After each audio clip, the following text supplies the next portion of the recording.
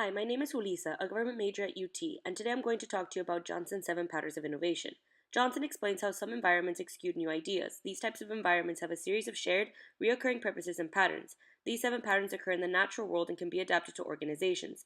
These patterns enable discoveries, inventions, and innovations. Today I'm going to teach you about the first 6. Adjacent possible. These creative ideas must use components and ideas that exist in our environment. For example, the print press. The print press came from the idea of the wine press. They applied the same concept that was used for the wine press to the print press, and this is how print was created. Liquid networks, loose and formal networks which enable discoveries. Liquid networks work best when they aren't too rigid or too chaotic, but somewhere in the middle, like these groups of people who have just the right amount of people agreeing on a solution or discovering something in itself.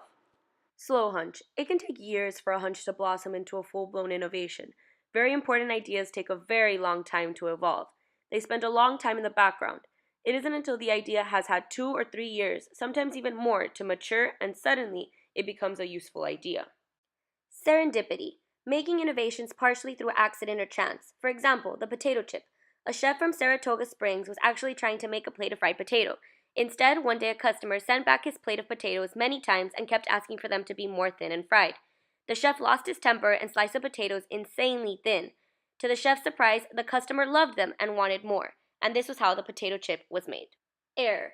Creativity not guided by a person but was altogether an error, a discovery of something you weren't after to begin with. For example, silly putty. James Wright, an electrical engineer, was trying to make rubber airplane ties and boots for soldiers during World War II. Instead, however, Wright added boric acid to a substance, and as a result, there was a gooey mess that bounced.